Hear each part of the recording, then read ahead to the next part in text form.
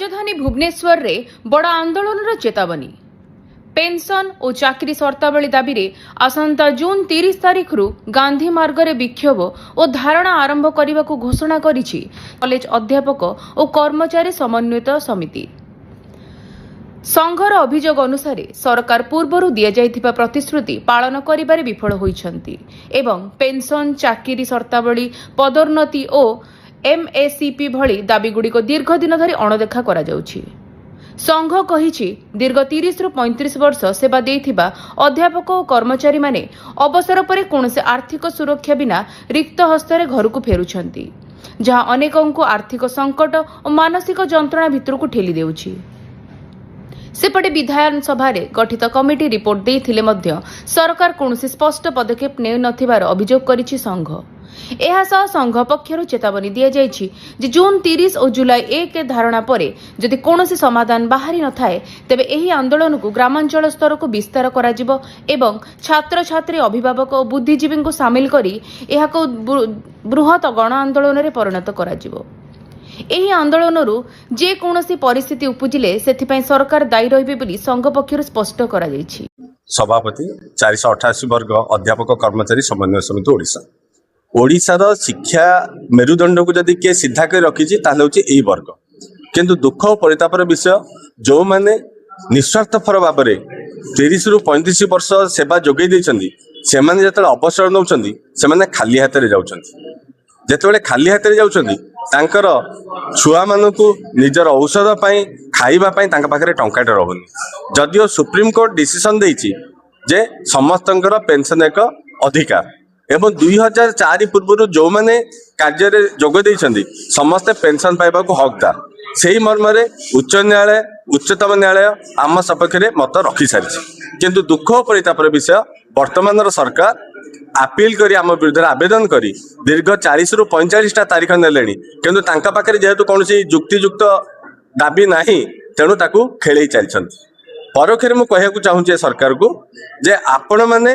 जहाँ प्रतिश्रुति देइथिले जो प्रतिश्रुति बल आपण मैंने आज सरकार को आछंती अंततः से प्रतिश्रुति रक्षा करंती। जदि से प्रतिश्रुति रक्षा न करंती एवं से प्रतारणा जारी रहे ताहले जुलाई मासरू जो अवस्था हम ओडिशार शिक्षा व्यवस्था सेतेबेले आपण संभाली परिबेनी।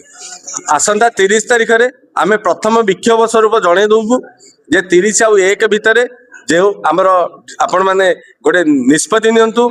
जो उच्च क्षमता संपन्न कमिटी देइछि आमको डाकी से रिपोर्ट आलोचना करंतु केमती कार्यकारी करि हबो, नचेत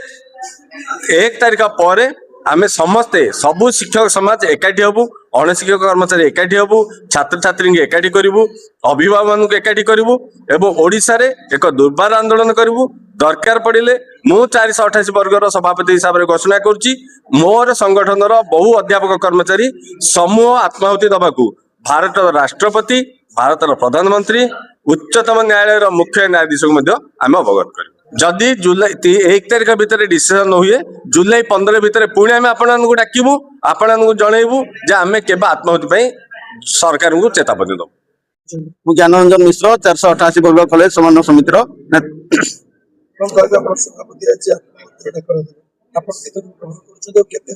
शुणु ये सहीबार शेष सीमा टपी गलानी। सरकार जानी आमर अधिकार कौन, सरकार जानी जे अनुदान प्राप्त सरकारी साहाय्य प्राप्त जो 488 कॉलेज जोड़ा सरकारी कॉलेज सहित सामान एठी कार्यरत आम समस्त अध्यापक जो मैंने 2004 मसीहा पूर्व एलिजिबल से समस्ते पुराना पेंशन एवं चाकरी शर्तावली पाइबा योग्य एक उच्चतम न्यायालय उच्च न्यायालय परिष्कार भाव में रिपोर्ट रे जजमेंट दर्शाई। सरकार थिबा सचिव माने एक जानी एवं सरकार थिबा सबु मुंडियाल माने एक जानी, किंतु तांकर जो हीन मानसिकता से माने शिक्षक समाज को जो नीचा नजरिया रे देखुचंती एवं शिक्षा पाई शिक्षायतन पाई जो खर्च काट करूचंती